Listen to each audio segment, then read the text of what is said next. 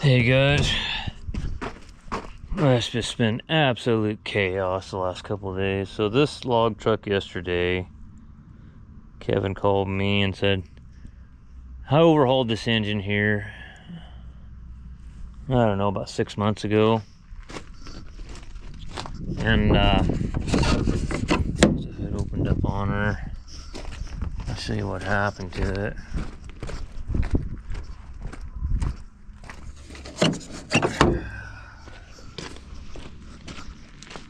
Well, basically, I got over there and it was throwing, what is it, a 4169 injector in your number one metering rail. Pressure low or something, or data valid, but abnormally low or something like that. Anyway, this truck here was at the house Saturday. I worked on it. It's a little bit Sunday morning, which we're gonna do that tonight too. He's got some more trailer wiring issues going on back there. Anyways, he's got oil leaks on the engine. The road they're on right now is just beating this truck to death going into the woods. I mean, everybody that's out there right now has been complaining about this haul they're on. Anyways, it's rattled the valve cover bolts out of it. It's just his trailer, I mean, the S-cam bushings, it's rattled them out of the damn S-cams.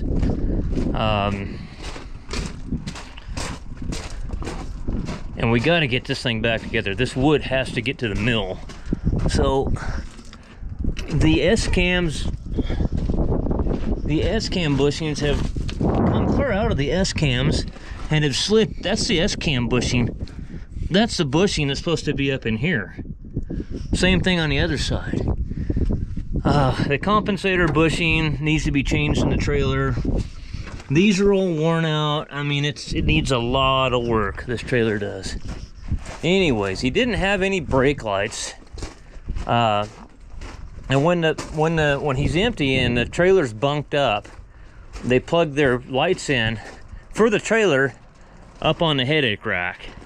Well, basically, I fixed it. It was bunked up when I worked on it last weekend, and I had everything I needed up there for power. Man, he needs, geez, Kevin, you're gonna need these here pretty soon too. Look at that bushing right there. Anyway, here's the junction box. So, long story short, didn't have any brake lights on the right hand side of the truck and the Stinger, and had no brake lights on the right hand side of the trailer with it bunked up, plugged into the headache rack. But I had power on both, everything I needed on the plug there, but I had nothing back here. Well, the factory plug is what they did, is there's a factory like 12-pin plug on the frame rail with one of those slide lock connectors. Well, what they did is they cut the wires back here and they put eyes on them and ran them into this junction box.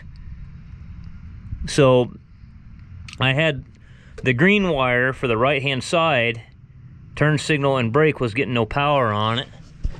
So I found that I had to cut about 100 zip ties off the frame rail and pull the harness down, and I found the plug-in up the frame rail, and I had power on the forward side up towards the truck, towards the front of the truck, on both wires, the green and yellow, but I didn't have anything coming out of that plug on the other side of it. So you can see this split loom here. I ran another wire and I had brake lights on the Stinger and in the truck, but I didn't have anything up on top.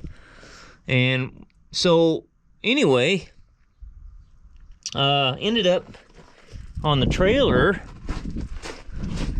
the wires come through the compensator and everything back, well, through the tube, and then let's see, I'm trying to remember. Here's your plug right here, and they'll come in, and they actually come into that junction box right here. There's a junction box, and then they'll come up into a tube, and it goes back to the back right here. They come up to this tube right here, and then they've got some little like strip connectors here with studs on them to tie the wires together. Well, they were so corroded, so bad, I mean, just really bad. I had power here, but this little wire 7-way wire coming underneath the trailer here to the other side. I had no power over here, so I just took a little bit of 7-way wire and cut it, and then I got rid of all those studs and I soldered all the wires together here and soldered them all together there, and I thought, okay, well, we're good to go. And I had that, but once he unhooked the trailer, he goes, well, now I don't have anything on the left side. Well, obviously, if the left side was working when it was plugged into that up there, and it's not working there, there's obviously something here. So anyway, that's another issue as well. So went over there and it was throwing like a 4691, and as you can see, I didn't have my caps with me, and I told Kevin, I'll buy you another fuel line. And I took one fuel line of his off, number 1, and I capped it, and we started plugging them off one at a time, and it wouldn't start, and the rail pressure wouldn't come up. So oh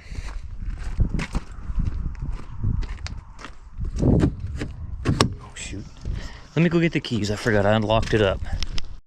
All right, guys, and here's another ISX right here that's got I got my counterbore ledge cutter. He had some liners that were clear down to 6/1000 on protrusion, and so this one here, we're gonna took a depth mic, and it's the axle block on this one. It's not the service shims, it's the block on this one. So we're gonna have to cut all the counterbores and shim the liners up. I was trying to get that going. I got the rebuild kit in the back of the truck, but got to get this one going first. I thought I just unlocked it, but he needs door hinges in this thing. The outfit that owned this truck before Kevin did not take care of it one bit at all. The truck's only got 500,000. Of course, it's a log truck, but the guys that had it before just didn't take care of it. Of course, it's what happens when you get a fleet of trucks and you get a bunch of drivers in it. Because drivers don't give a shit about other people's trucks. They don't care. Oh, and it's because you're just not paying them enough. You're not paying them to care.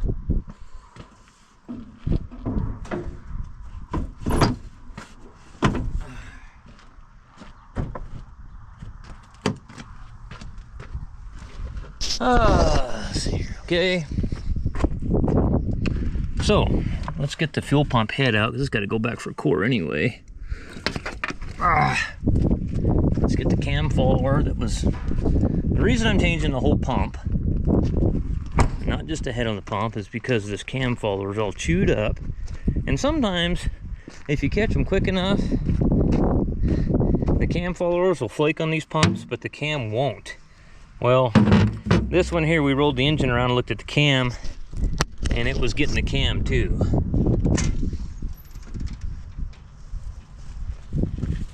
But anyhow, now these trucks will run and they'll start even with the cam like that, cam follower.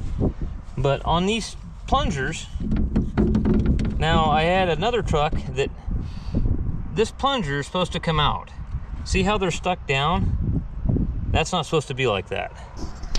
Good way to test these pumps: pull the head off the pump, push that in. If it's out, if it stays in, the plunger's junk in it, or the pump itself. Usually the pump head is junk, because there's some, I think there's some valves or something in there, but that's the way we've always tested these. So anyway, that's why we're changing the whole pump. Let's just make sure that they got me the right stuff. Well, and I got a feed truck out front. Remember the feed truck with the spring that was broke? Now the other side's broke. I guess I should have just changed both while I had it, but I try to save guys money and then it ends up biting the ass, and I guess I should have just changed both of them while we had it here. I don't know. Some of this old worn out shit, you just what do you do? Just rebuild every damn thing? Where's the seam at? Right here, maybe? I'm not. This is kind of a weird situation. Okay, I guess it opens from this end. How you gonna put a pump in there? You can't even get the box open, you stupid son of a bitch.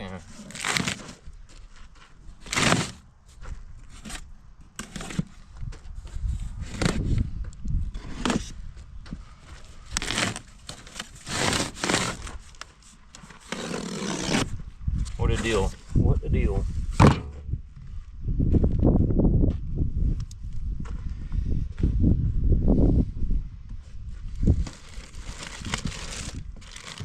I'll have to put the head back on this other pump.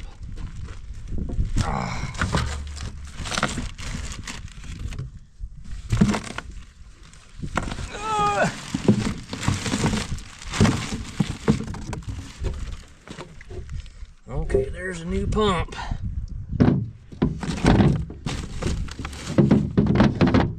Fittings already on there, huh? I'll be damned.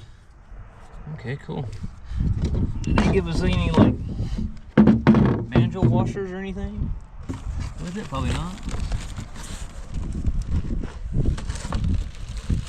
I don't see anything. Alright guys, well, let's go pull the other one out. Okay. Damn, I forgot to bring a box of them orange gloves with me. Okay. And while we're here, another thing on this rough road that he's on, it actually snapped the blow-by tube off and broke it. It's laying here somewhere. So we're gonna change that while we're here and get that oil leak remedied. So I think what I'm gonna do is zip the power steering pump reservoir loose. Might have just pull it off the power steering pump itself. Get it out of my way. Let me find some kind of plug to plug the hole in that.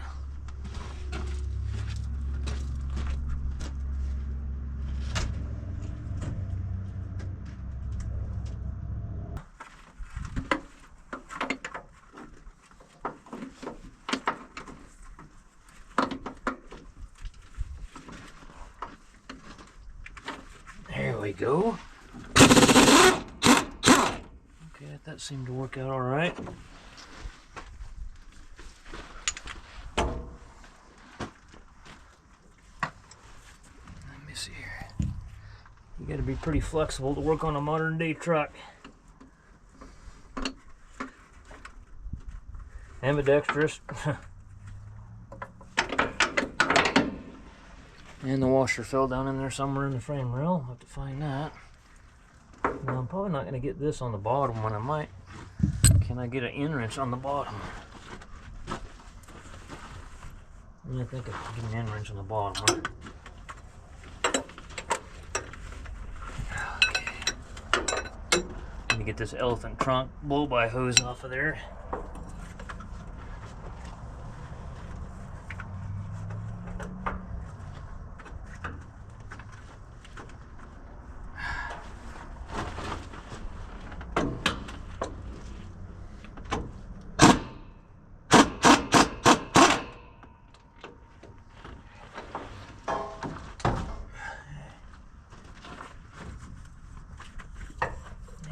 Nut and the washer and everything's gone now.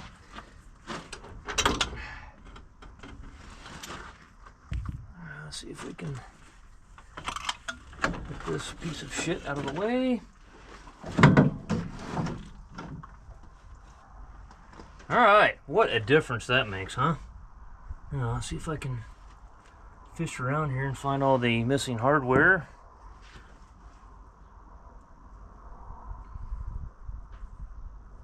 Yeah, that cam lobe, it's starting to beat it all up. Okay, I think everything might be accounted for here. Lay that shit up here. Alright. Me likey. So now,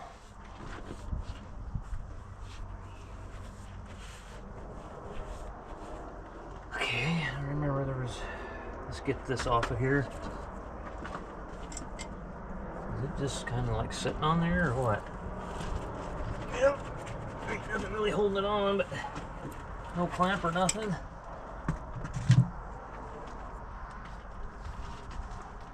Okay, now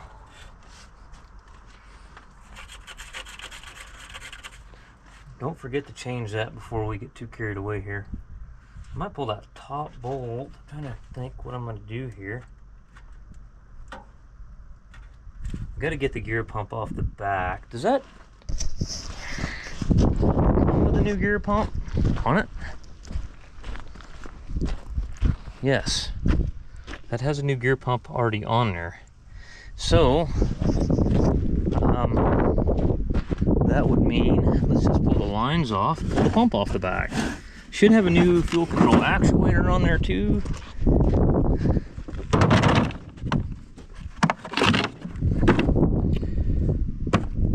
Let's go with the deep well, give us a little length.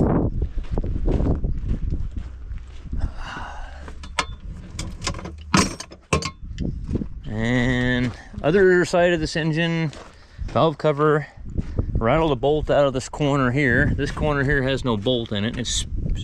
It looks like a front cover leak, but if you look up there, it's washed clean right there, because that valve cover bolt is gone, and the grommet's gone too. It rattled it out of there. So we'll fix that, and then this turbo drain line is puking oil everywhere for some reason. Is that what's leaking there? Huh. It's kind of weird. I don't know what the deal is with that. We got to fix that too.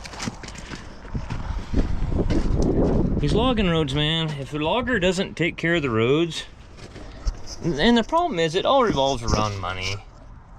I mean, if the logger's not making any money on the sale, and he's just barely getting by because the mill's not paying anything, then he's not going to spend a bunch of money with the road grader grading the road and taking care of the road. It's just the way it works.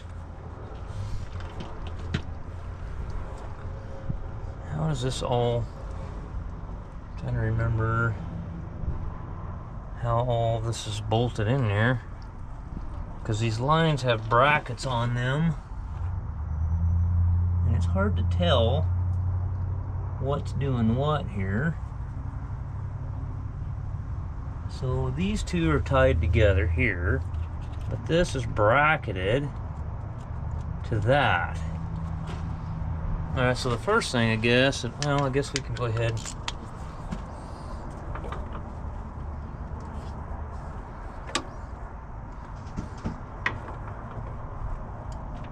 And I think I grabbed the wrong socket.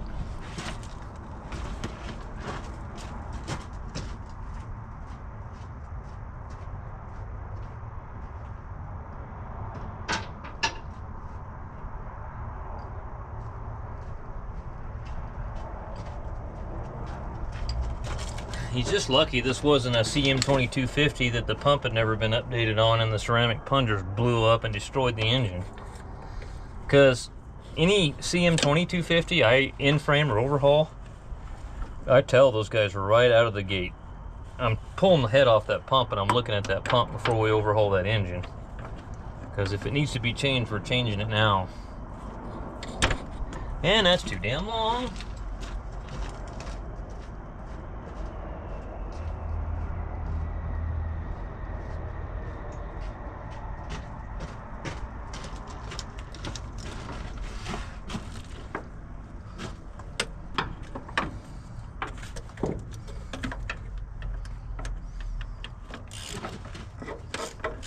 That other one's like a 21 millimeter or something. It's bigger.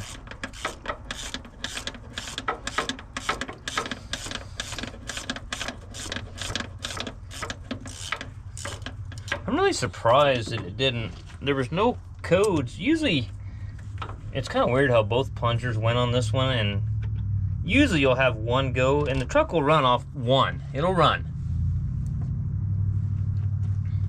But usually when you get one that fails like that, it'll throw a 559 code when you really start pulling hard, which I'm really surprised. I was really expecting, once I saw the 4169 code in there, I was really expecting to see a 559 in there too, but I didn't. You guys know the guy that the MB trucking there, he's got the pack R's. Well, he shit canned that one. We pushed it on the low boy the other day that spun the main bearing. And the other one's the mate to it. They were identical. He bought them at the same time. That's the one that I had all the trouble with getting started. Okay, so what do we got going on here? Why is nothing fitting?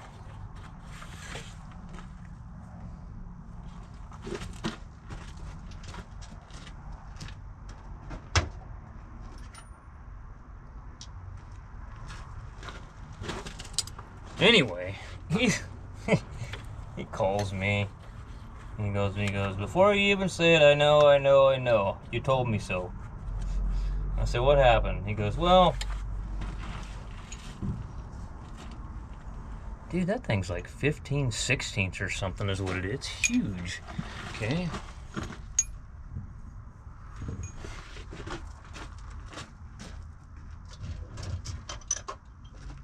So he shit canned that 2016 that spun the main bearing. And Peterbilt, well, I'm just like really starting to get confused as to what the hell's going on here. What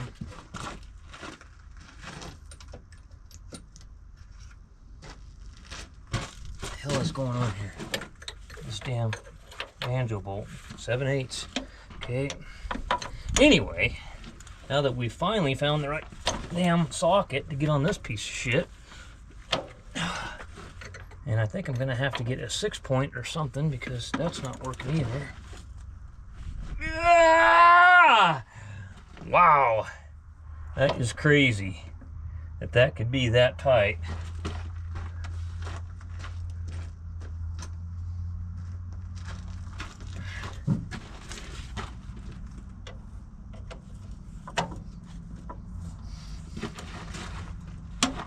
Good grief. Take a breaker bar to get it loose. King Kong, tighten that one up.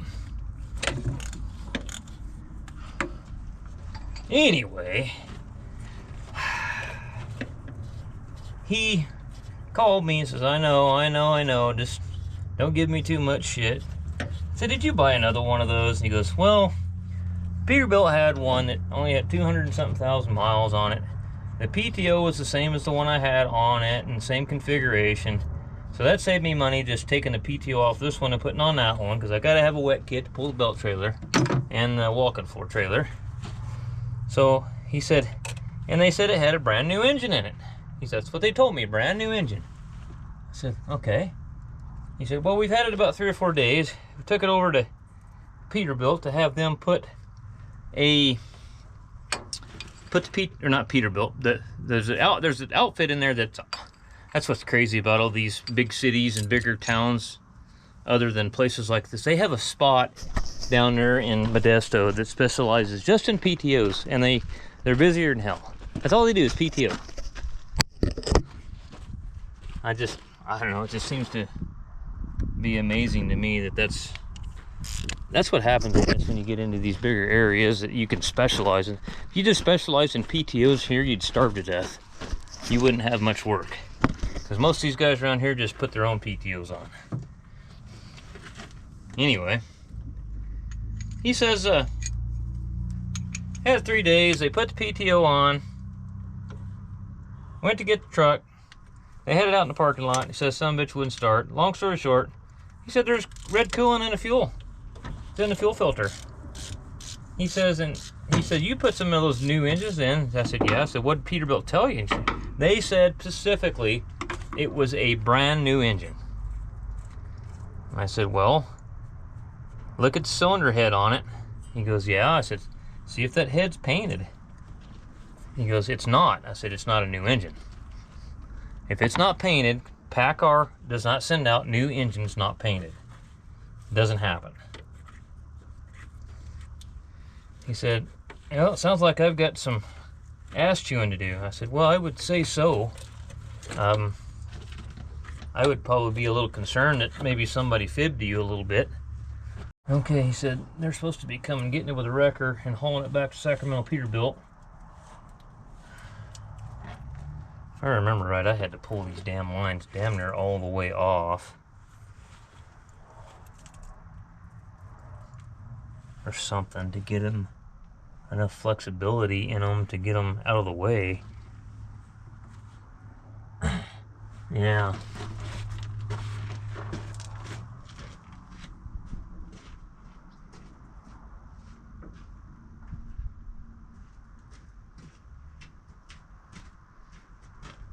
So anyway, I was, what the hell, I don't even remember where I was at, but I went over there yesterday to get this truck off the road, and then we found out the pump was bad, and I said, call a wrecker. And I was supposed to go to Malin too. I had a case, a newer case. They made so many case MX210s. It's a newer serial number with DEF and the Iveco engine and all that shit in it. But anyways, said the tractor wouldn't move, and he replaced the BOC switch, which is what they call the bottom of clutch switch on those cases. And he said the sumbitch still won't move. And they kind of kicked my teeth in a little bit for a while. I went over there this morning, and I pulled the dash apart and checked that switch he put in there, and switch was fine, and had voltage going to it. And then I finally found in my service manual I had, because it's a PDF book, and you just, it's one thing nice about the OEM's type stuff, you can just click on something and go straight there if you find it in the index. Well, on a PDF you got to sit there and just manually go through all that stuff. And anyway, I finally found the damn relay diagram, what relay was what, because the fuse panel just basically tells you the fuse panel on them cases. It doesn't tell you what the relays do. So I didn't know what relay was doing what, and there's about 30 of them in there. So I found that clutch pedal switch, when you push it, when the clutch pedal is up, it puts power to the signal side, pin number 1. It puts power to that with the clutch pedal up, and when you push the clutch pedal in, it takes the power away, which would unlatch the relay. Well, I was pushing the clutch in, and I didn't hear that relay clicking, and I actually stuck my hand back behind the seat, and I couldn't feel it clicking or doing nothing. And so I checked the ground, I checked the constant battery, I unplugged the relay and checked the constant battery power supply to it, and I cycled the clutch switch while I had my meter on it, and the power was going away to pin 1 when you push the clutch in, and when you let it up, it had power to it. And I thought, well, what the hell's going on here? That relay, why is it not clicking? And I thought, well, maybe I got high resistance to ground, and that ground's just not good enough. Well, the ground ended up being fine, and because I ran another wire to the ground, and the sumbitch still wouldn't click or anything when you push the clutch pedal switch in. Hang on, I dropped something down here. Oh, that one had a nut on the back side of it.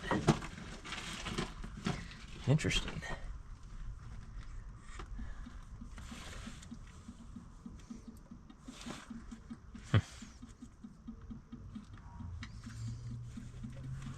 Where is the bolt that I just, oh, never mind, dummy. That is the dummy.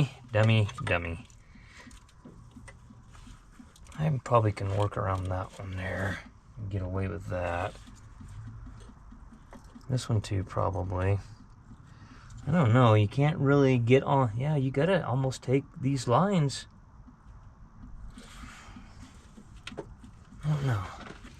Because there's a bracket on the back, a support for the pump, and the lines are in the way of getting on the bolts. You can't get on them. So where is this top line going to? It's going to this banjo right up here on the filter head. So looks like we're going to be taking it clear out of there so we can get the bolts out. Anyway, so what I did is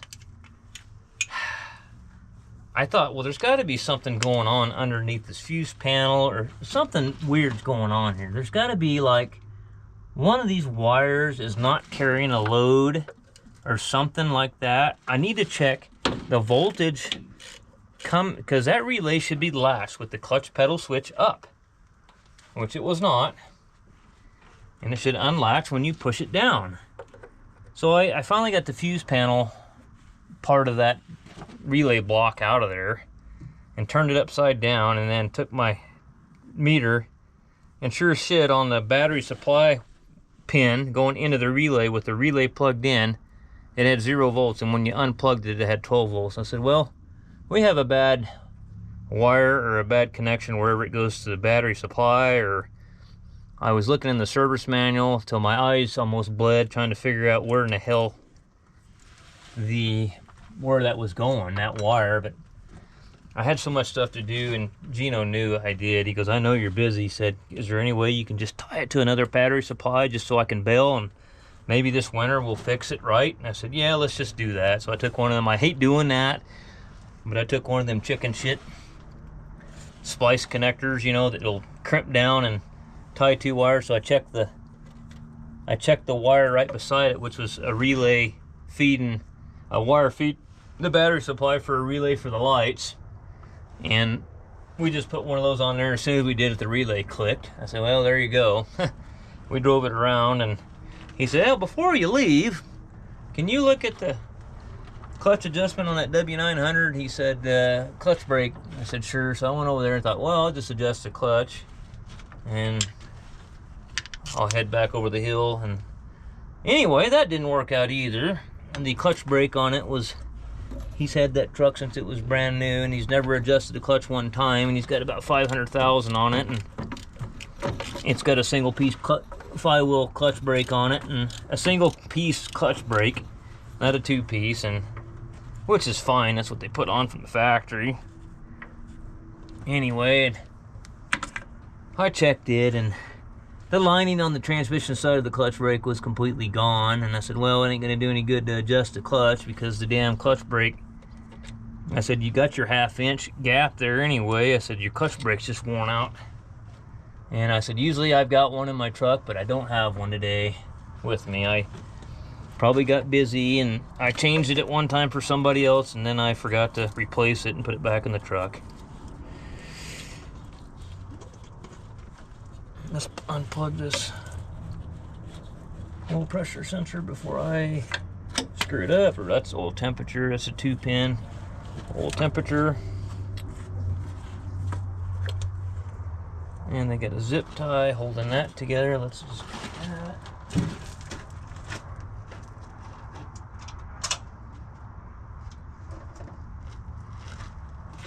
And I got a New Holland tractor down the road.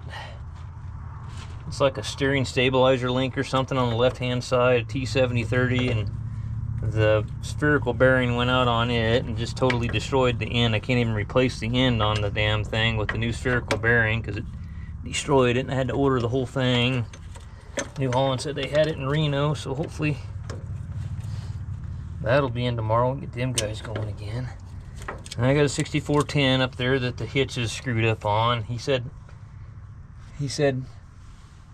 every once in a while the hitch was raising up by itself. I said, well, there's only usually 2 things that cause that. He says, what's that? And I said, well, hitch position sensor. He goes, I just put a new one on there. I said, did you check the segment gear down on the rock shaft? He said, yeah, I checked that too. It's fine. It's actually, we changed it. And I said, okay. If it's not the segment gear and it's not the position sensor, the only other thing that I've seen would cause that is the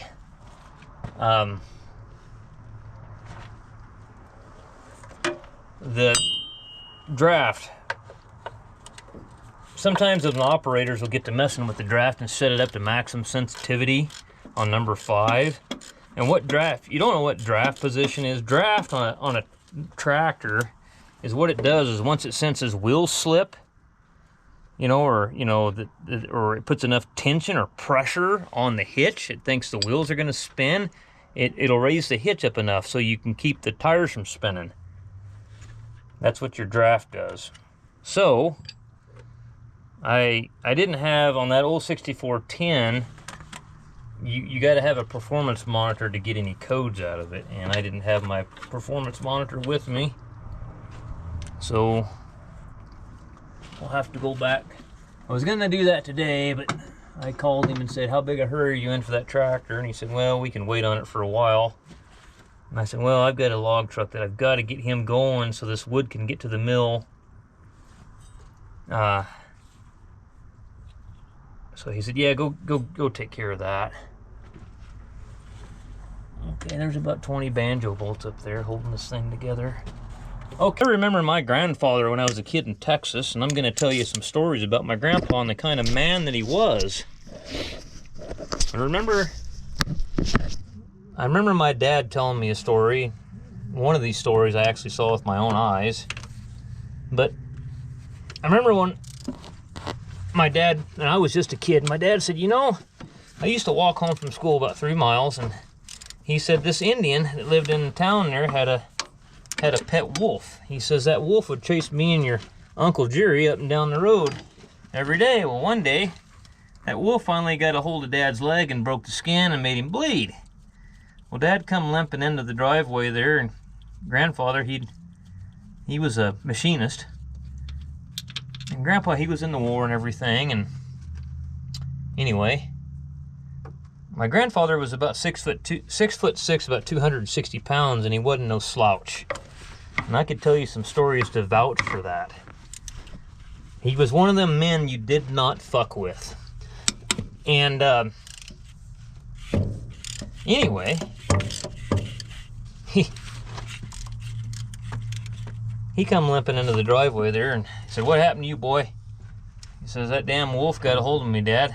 He says, and Grandpa had an old Willys Jeep, and he told, wait a second, am I screwing up here? That's tied to that. Is that tied to that, or is that separate?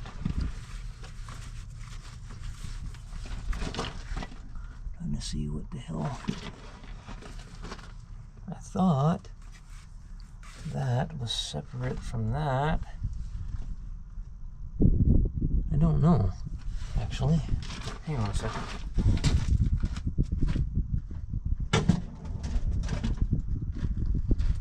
But my grandfather had an old Willys Jeep. Must be another bolt in it somewhere. It's not making much sense right now.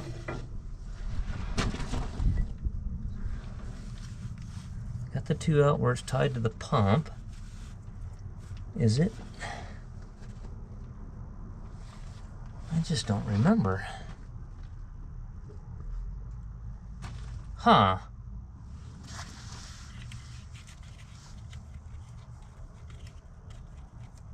Am I just not doing this right?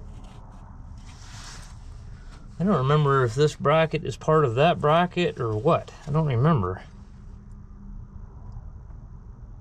I just don't remember. Is it just stuck on there or something? Another bolt in here somewhere that I'm not seeing? It'll just come loose. Well, I guess we'll pull this bolt out too and then see what happens. Maybe it's just stuck on there. Anyway, my grandfather had the old Willys Jeep. He told my dad to get in. And Grandpa had a 16 gauge. Can't remember if it was an over and under. I don't remember. No, it was a double barrel side by side. Anyway, he put 2 shells in that gun and threw it in the Jeep and told Dad, get in, let's go find him. So Dad said they drove all over town looking for that wolf, and they finally got down in there to town. There used to be a store in town there called Perry's Thrift Store, and that wolf come walking out between the alleyway from Perry's and the Conoco station, and came right out on the main street going through town. I mean, the main drag where the bank was. Well, the 4-H was having a bake sale that day, right on the bank steps. I mean, 20 or 30 people sitting out there doing a bake sale. Well, that dog come wandering right out in the road there, and Dad goes, there he is, Dad. Grandpa, I used to call my grandpa when I was a kid, Pawpaw. And Pawpaw, he slammed on the brakes and jumped out and pulled both barrels and shot that sumbitch dead right in the road. And everybody's jaw dropped. You gotta keep in mind, this was back in the 60s. Did that to now, man, they would put you on the terror watch list. They didn't do it back then because they knew Grandpa would shoot them too. Anyway, he walked up there and slung that wolf, that dead wolf, over his shoulders and took him over to that Indian's house and tossed him over the fence in his yard. He said, "You beep, beep, beep, beep. Wolf won't be biting kids again, will he?" And the guy says, and at least that guy was smart enough to realize that he was fucking around with the wrong guy. And nobody messed with my grandfather. Let's put it that way. Nobody. Where I come from. But that's the kind of men that I grew up around back then. And the men now are not like that anymore. They're just not like that. You know? We're basically letting these people walk all over the top of us, is what we're letting them do. And not doing a damn thing about it.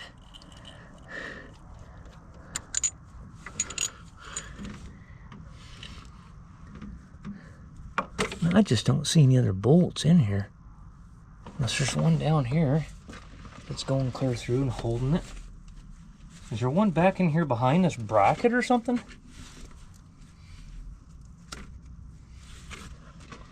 Another story about my grandfather. Now this one here I saw with my own two eyes. It was 4th of July celebration. The family used to all get together and light fireworks off. Well, it was just about dusk, and all the family was sitting out there in the front yard. Well, it used to be a road called Farm Road 4 that ran right in front of the house. And this guy come through there in like a late 70s or early 80s convertible Cadillac. And right in front of everybody, at that time, there was no fence line there, and this guy wheeled a beer bottle out right in the yard, right in front of everybody, and just kept driving down the road. Oh man, right away, he jumped up and took off. And I, pretty much in those days, I worshiped my grandfather. And so I followed him right out the door, and he had a 79 Ford F-250 with a 390 in it. And that sumbitch would run. And he jumped in there and grabbed his shotgun, same damn shotgun, and took off after him. Anyway, caught up to him down the road a ways. Are you puking in my truck, shithead? Yeah, Josie's in there puking or something. Anyway, got down the road a ways. He caught up to him and was just right on his ass. Just right on him. I mean, you couldn't stick your hand between the two bumpers. And flashing his lights, honking his horn, and he finally got a spot to where he could get around him. And the guy was trying to outrun him, but he couldn't. He couldn't outrun him. My grandfather was a mechanic machinist, and he made sure that his stuff run. He didn't care what it looked like, as long as it ran good. Anyways, he found a spot to get around him, got alongside of him, and told me, and I was looking at the guy. I was looking at the guy at the passenger side window, and I just remember my grandfather, and I just happened to look over at him, and I seen both barrels of that shotgun coming towards me, and he was holding onto the wheel with one hand and had a hold of 2 fingers on both triggers, and had his hand on the buttstock and wheeled it across my nose and said, "Scoot back, boy." And I scooted back, and I had the window down, of course. And he had that gun out the window, and he's yelling at that guy, "Pull over, you son of a bitch, pull over." And that guy did. He wheeled her over on the shoulder, and Grandpa got out, walked up to us there, and I'm not kidding you, I'm not making this up. This is not a tall story. I'm not Joe Biden where I sit there and plagiarize and lie.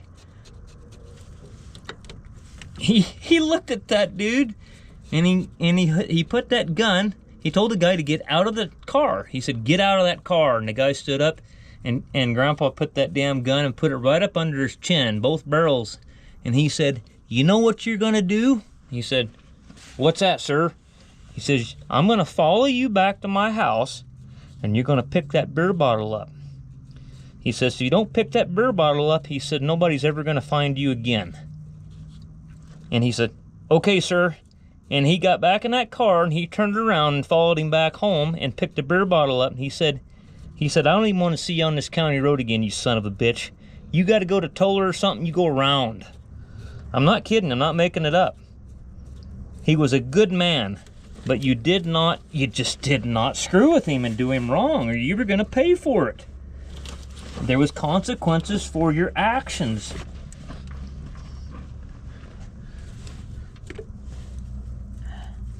Yeah, there's a bolt down here.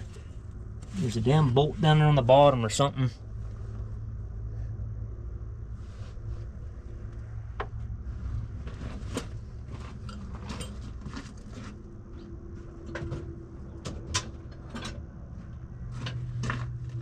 He was the kind of man, kind of like Mungo on Blazing Saddles, that would knock out a cow with his bare hands. It's the kind of man he was. I'm not exaggerating.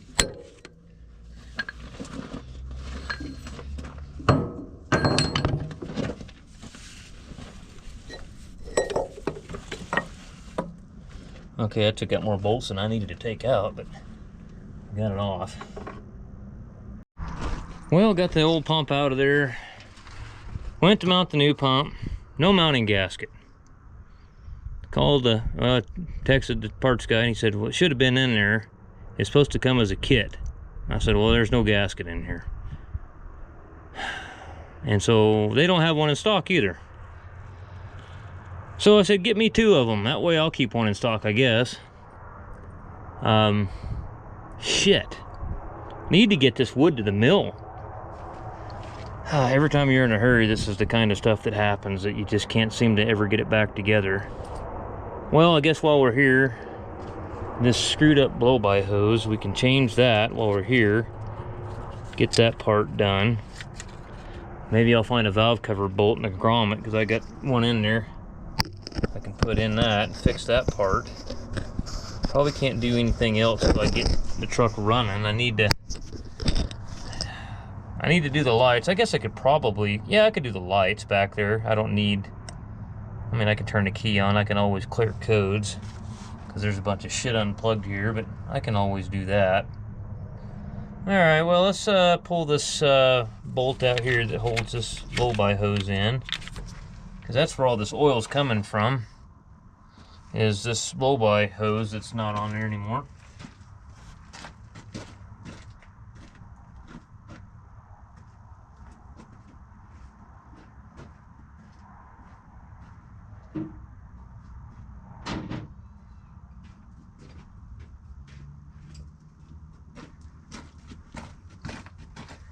I think that damn blow-by hose is at my house in the shop.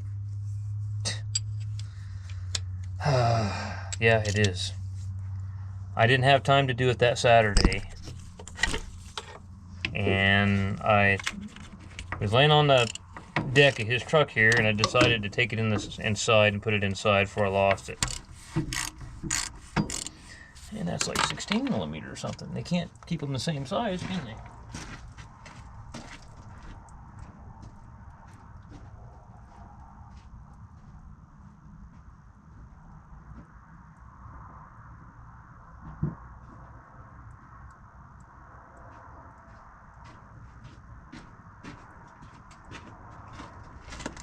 So much for trying to get this thing running, and I'm sure that it'll be UPS and it won't show up till noon tomorrow. So, ow, ow.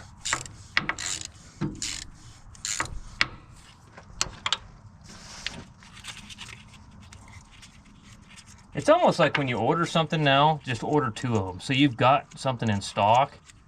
Because these, I'm not trying to run Tom down. Tom's a good guy. But, I mean, these parts outfits, they just don't stock nothing. You know, they just never have anything. It's irritating, man. And a little guy like me that doesn't have any money, we're the ones that has to sit there and hold on to the inventory. And these multi-million-dollar corporations, such as Pape or somebody, they won't stock any damn parts and want to sit there and order this and order that. It's irritating as hell, man. It's irritating. How's that little line? It's got, I remember it's got a nipple on it, but I don't remember how that pops off of there. So I guess I'll have to grab that and bring it with me in the morning. Oh, that's right. I think it's got like a...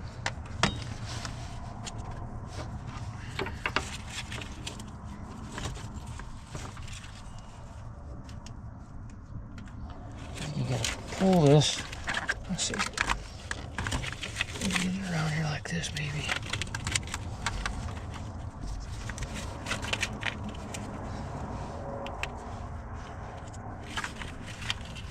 Oh, some kind of... Could have swore that had some kind of... How's that come off of there? I do not know.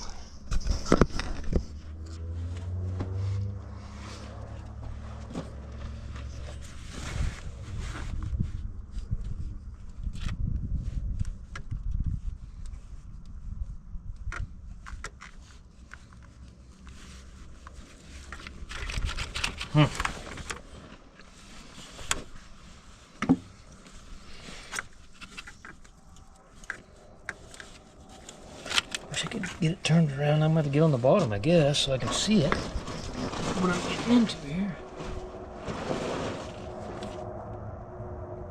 Yeah, this deal here. There it goes. Okay.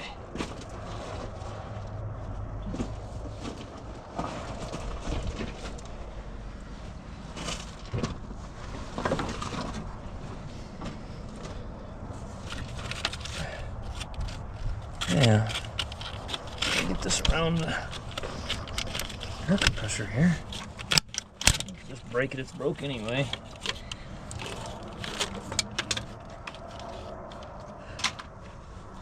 Hopefully the new one don't break putting it back in. It should be a little more flexible. This one's got 500,000 miles on it, so it's brittle. Okay, well I got that off, so I think one thing is 10 others.